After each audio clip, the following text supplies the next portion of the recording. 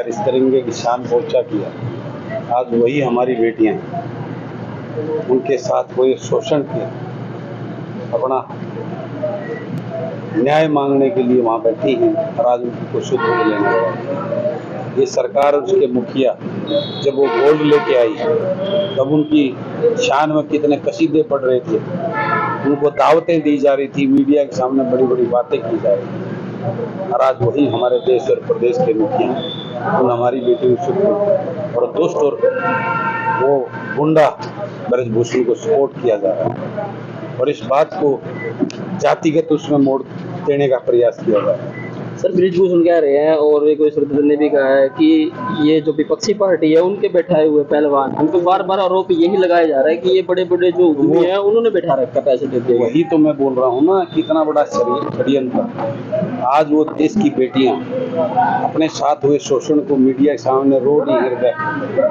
और उसके लिए कुछ करने को तैयार है। ये कितना बड़ा षड्यंत्र इस प्रदेश की सरकारों की, तो बड़ी बड़ी बेटी बचाओ, बेटी पढ़ाओ, बेटी खिलाओ, नारी सशक्तिकरण की बात करती है, उनकी मानसिकता को दर्शाता है। अब इस बात को पूरा देश और प्रदेश समझ चुका है और उसी का नतीजा है जो कर्नाटक में इनको करारा जवाब दिया। तो अब देश से इनका शुरू हो चुका है, इनको यहाँ से जो है जमानतें जब्त करके प्रदेश और देश के लोग इनको इनकी औकात दिखाने का काम। सर सीएम साहब भी जनसंवाद करने के लिए 3-4 दिन से सिरसा में है, लेकिन जनसंवाद उनका हो रहा है, आज पूरा प्रदेश को पता चल चुका है। उस जनसंवाद में जो किसान फरियाद लेके अपने के लाया था तो उन पर लाठियां बरसाई जा रही। जब कोई उसमें सभा में उठकर कोई व्यक्ति जब कोई बात करता है तो उसको आप पार्टी का मेंबर बताकर उसको पीटने की बात कर रहे हैं माइक से मुख्यमंत्री जी। ये जनसंवाद है। एक माँ जिसका 25 साल का बेटा नशे की आदत पड़ने से उसकी मृत्यु हुई, तो एक विधवा माँ वो फरियाद लेके जाती है नशा तस्करों को पकड़ने के लिए, तो प्रदेश का मुखिया माइक से कहता है कि बैठ जा माई, मुझे पता है किसने सिखा के करे। सर आपकी राजनीति में महिलाओं की कितनी भागीदारी रहेगी?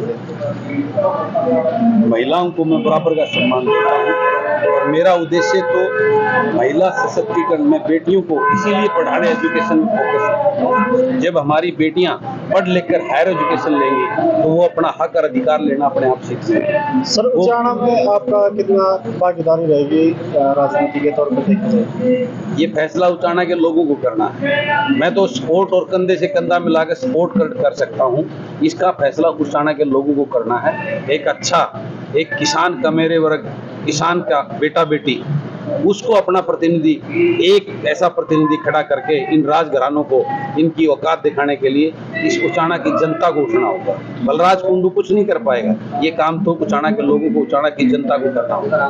मैं तो जो मेरे से सपोर्ट बनेगी उसके लिए, इनको जगाने के लिए, इनको इनके बच्चों का भविष्य अंधकार में है उस बात की एहसास कराने के लिए, मैं इनको ये बताने के लिए कि आज किसान किस बदहाली से उसकी वजह ये राजनीतिक राजघराने हैं, ये बताने के, इनको जगाने के लिए, इनको उठाने के लिए, और अन्य जो ये ताकतवर लोग अपने आप को कहते हैं किसान का बेटे की सपोर्ट करने के लिए उसके कंधे से कंधा मिला के आने को तैयार। तो सर महिला पहलवानों को अनिल भी सपोर्ट करते हैं, दुष्यंत चौटाला सपोर्ट करते हैं, लेकिन खट्टर साहब कहते हैं ये मामला हमारा नहीं है, ये सेंटर का है।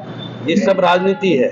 खट्टर अनिल भी सपोर्ट करते हैं, जो जाकर बैठते ना वहाँ धरने पे उनके साथ। दुष्यंत चौटाला यहाँ से उनको सपोर्ट करता है तो गद्दी को छोड़ के जाता है ना उनके पास। ये सब में एक ड्रामा है, क्योंकि आगे चुनाव नजदीक आ गए हैं। ये थोड़े दिन के बाद में बीजेपी को भी गाली देगा, क्योंकि लूट लिया इतना माल, अब दोबारा से लोगों को बेवकूफ बनाने के लिए जनता के बीच में शुरू हो गया है ना। ये इनका बहुत बड़ा खेल है, इसी खेल को समझने की जरूरत है। और मेरी यही अपील आज मीडिया के साथियों के सामने, मैंने यहाँ बुद्धिजीवी, यहाँ करीम बैठी है उचाना की, उस सब को भी यही निवेदन किया है कि इन बहरूपियों को, लुटेरे और ठगों को जब तक आप नहीं पहचानोगे, इनकी औकात नहीं दिखाओगे, तब तक ये प्रदेश खुशहाल नहीं हो सकता। खट्टर साहब का भी एक बयान आया सर, मीडिया में चल रहा है कि सरकार तो हमारी है ना, खट्टर तो बस हमारा सहयोग में है। ये सब प्लानिंग का खेल है, ये अंदर से मिले हुए एक ही थाली के चट्टे बट्टे हैं। अब उसी किसी बहाने इसको अलग करके और हमारी वोटों को डिवाइड करने के लिए अब वोट डिवाइड नहीं करेंगे। एक उस पर अपने ऐसे प्रतिनिधियों को वोट डालेगा अब की बार किसान मजदूर और कमेरा वर्ग जो उनका अपना हो, जो उनके लिए लड़ाई थी। और ये भाजपा, कांग्रेस, जदपा, अन्य दल, इनकी सबकी लूट की दुकानें प्रदेश के लोग देख चुके हैं। अब प्रदेश नए विकल्प की सोच रहा है। अब की बार मैं इसी मुहिम पे निकला हूँ लोगों को जगाने के लिए, जो किसान मजदूर कमेरे वर्ग का जन सेवा की सोच रखने वाले युवा चेहरे बुद्धिजीवियों को इस राजनीति के प्लेटफॉर्म पर लाकर एक नया विकल्प इस प्रदेश के अंदर देने का काम करेंगे। इसके लिए मैं बहुत बड़ा एक चिंगारी आज प्रदेश के लोगों के बीच में है और आने वाले समय में वो विस्फोट बनकर इस प्रदेश के अंदर तूफान मचाने का काम करेंगे और लूट की दुकान को बंद करने का।